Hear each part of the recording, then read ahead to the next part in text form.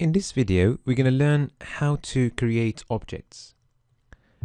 An object is a list of properties with their corresponding values.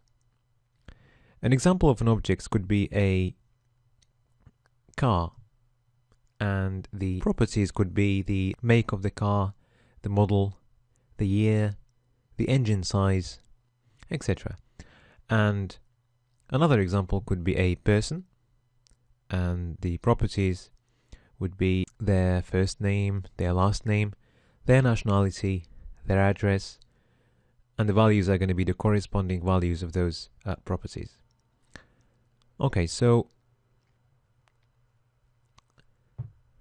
let's create our first example. So we're going to create a new file.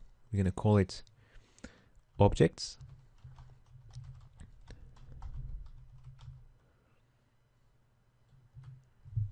And we're going to import the source code from the alert message HTML file.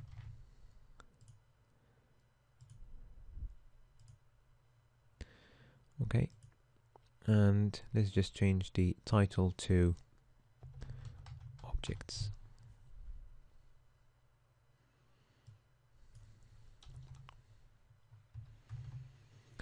Okay, so the syntax is pretty easy. Basically, an object is still a variable, so we're gonna use the JavaScript keyword var followed by space, and then we need a name for our object. So in our example, we're gonna go for my phone. Okay, and then the object properties are going to be all between two curly brackets. Okay, and the way to define a property with its value is like this. So let's start with the first property, the make of the phone, and then colon, and after that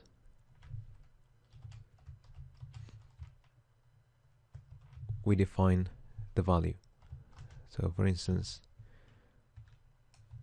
Apple for the make, and then we separate all the properties using a comma. So next one, let's set the model to, for example, iPhone 4, and let's set the warranty. Okay, let's give it a number here, so it's going to be the warranty in months, and let's set the color to white, for example. Okay, and we need to end our statement with a semicolon. So if we display our objects in the console, let's see what we get.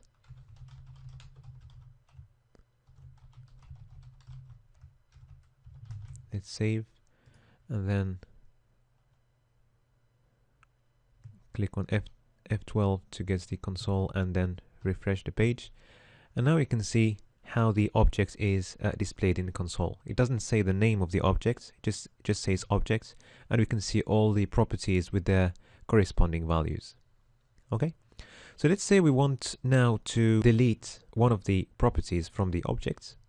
So we just need to use the delete JavaScript keyword, okay, followed by the name of our object, and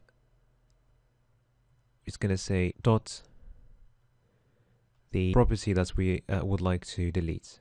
Okay, so let's say we want to delete the warranty. Okay, so if we display the objects again in the console, let's see what we get. So now we can see that the warranty property has been deleted. Okay, so when we deleted the warranty property, we referred to this property using the object's name dot the name of the property, and that's how we can access any of the properties values inside the object. So for instance, if we want to access the model of the object. So you're just going to say myphone.model, and this is going to be displayed in the console now. Okay. All right. Now let's create another object, and this time we are gonna set this new object to be equal to our first object. So let's call it my other phone. Okay, and let's say it to be equal to my phone. So what does it mean? So what are we expecting from this? So is my other phone going to be just a copy of my phone? Well, actually, not exactly. My other phone is going to be identical to my phone. So if we change something in my other phone, it's the same thing will happen to my phone. So what do we mean by that? So first of all, let's display my other phone in the console and see what we get there.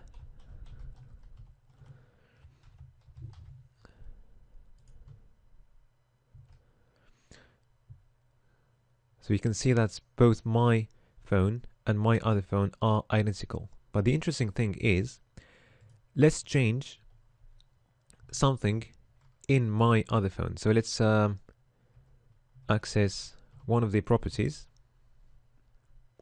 Let's access the model, for instance, and let's set it to iPhone 5.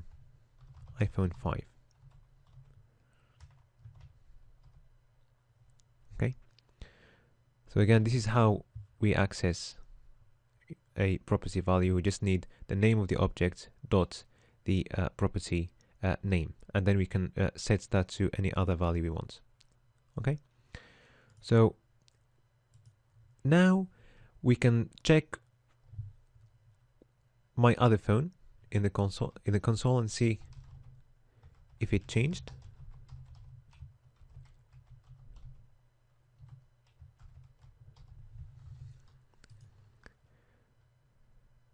Let's see. So the model has changed to iPhone 5. And now let's check my phone and see if the same thing happened to my phone.